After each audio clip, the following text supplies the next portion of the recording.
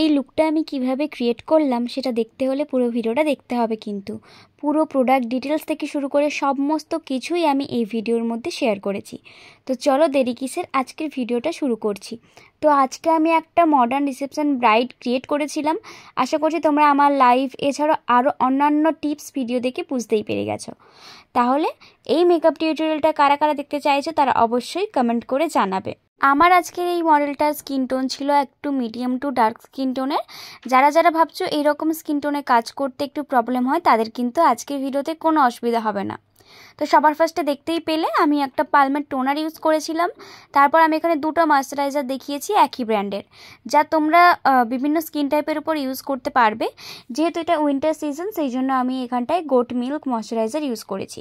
এছাড়া তারপরে আমি ইউজ করলাম প্রাইমার, যেটা ছিল জাস্ট গোল্ডের এইচডি প্রাইমার, যা তোমরা অল স্কিনে ইউজ করতে পারবে এই প্রাইমারটা নিয়ে নিলে। এরপর আমি ওর স্কিনটাকে কারেকশন করছি। তো এক্ষেত্রে আমার স্কিন ওর একটু প্রবলেম ছিল, যেমন আন্ডার আইতে এছাড়াও মাউথের এরিয়ার কাছে ওর অনেকটাই স্পট ছিল, সেই জন্য আমি একটা অরেঞ্জিস কালার দিয়ে ও স্কিনটাকে কারেকশন করছি। এক্ষেত্রে যদি আমি কারেকশন না করি ডিরেক্ট ফাউন্ডেশন ইউজ করতাম তাহলে মেকআপটা পুরো গ্রে হয়ে যেত। এটাই হচ্ছে মেন বিষয়। তো এরপর আমি রিকর্ডেরই একটা ফাউন্ডেশন ইউজ করেছিলাম, যে শেড হচ্ছে 07, আর তার সাথে একটু পরিমাণে ম্যাজিক ড্রপ ইউজ করে ভালো করে ওর স্কিনের কালার অনুযায়ী আমি ফাউন্ডেশনটাকে অ্যাপ্লাই করে ব্লেন্ড করে নিলাম।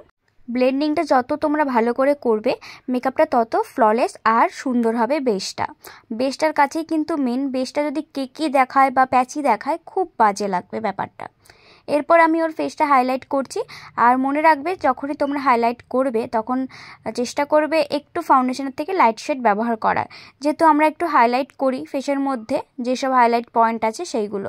এরপর আমি ওই সেম প্যালেট থেকেই ওর কন্ট্রোলিংটা করছি। কন্ট্রোলটা কোথায় কোথায় করবে তোমরা দেখে নাও, আমি খুব ডিটেলসে একদম ভিডিও আনকাট করেই তোমাদেরকে দেখালাম।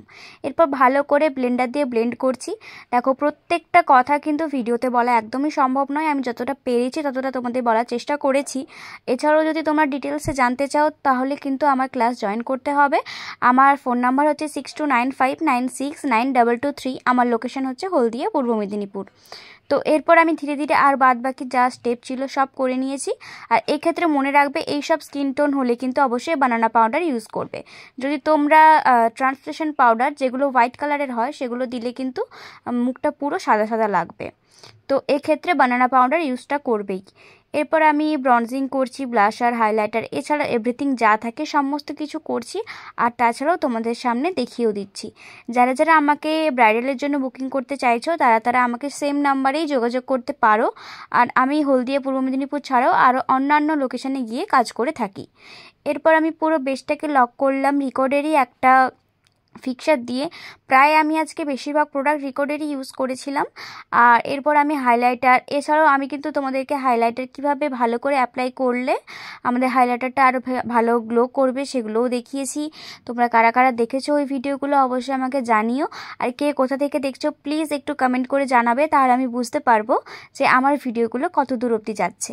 আর কথা বলতে বলতে আমি খুব সিম্পল একটা আই মেকআপ করেছিলাম, যা তোমরা অনায়াসে করে নিতেও পারবে।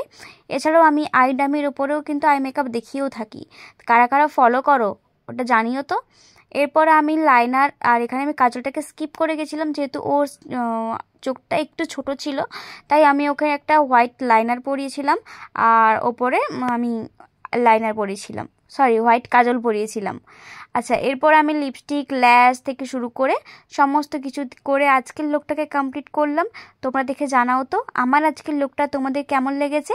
ভালো লাগলে পেজটাকে ফলো করতে একদম ভুলবে না। এরকম নতুন নতুন মেকআপের টিউটোরিয়াল এছাড়াও নানান ধরনের মেকআপের টিপস পেতে আমার পেজটাকে ফলো করতে একদম ভুলবে না। তো চলো দেখা হচ্ছে আবারও একটা নতুন ভিডিওর সাথে। আর তোমরা অবশ্যই কমেন্ট করে জানাবে যে আমার এই লুকটা তোমাদের কেমন লেগেছে।